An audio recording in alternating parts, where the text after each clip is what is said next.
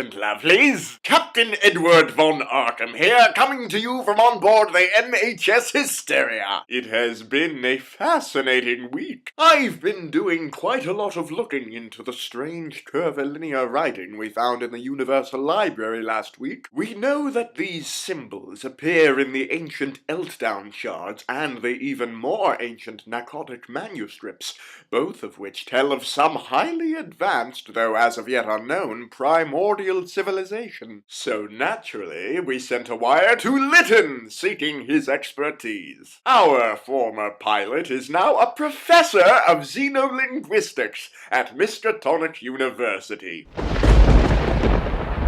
Oh, I forgot about that. He did some looking into the hypothesized origins of the strange hieroglyphs, and in doing so he happened to uncover quite the curious puzzle concerning a bygone professor at Miskatonic. Lytton wired us the relevant articles. On Thursday, May 14th, 1908, at 10:20 a.m., Professor Nathaniel Peaslee was conducting a class in political economy at Miskatonic when his students testify that an unsettling change came over him.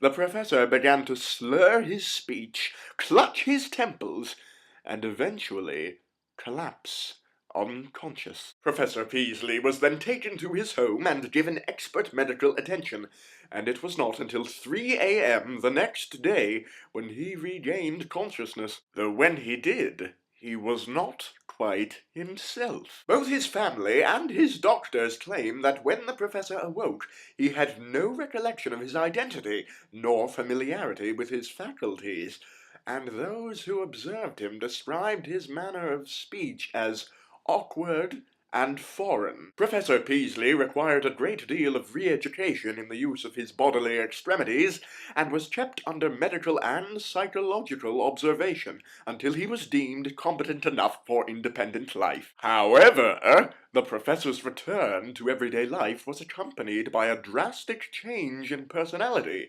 He exhibited a complete disregard for reconnecting to his past life, and instead an insatiable curiosity for information. Those who observed him noted that his chief efforts were to master certain points in contemporary history, science, art, language, and folklore. Over the next half-decade, Professor Peaslee spent his time in travel and study, though widely renowned as singularly extreme for a professor of economics. His travels took him to the Himalayas, the Arabian Desert, the Arctic Circle, and a system of subterranean caverns beneath western Virginia. The professor never spoke of the purpose of any of his exploits, but certain assumptions have been made from his visits to various repositories of archaic knowledge to study certain rare books and papers. There is proof in the form of handwritten marginal notations that he viewed such volumes as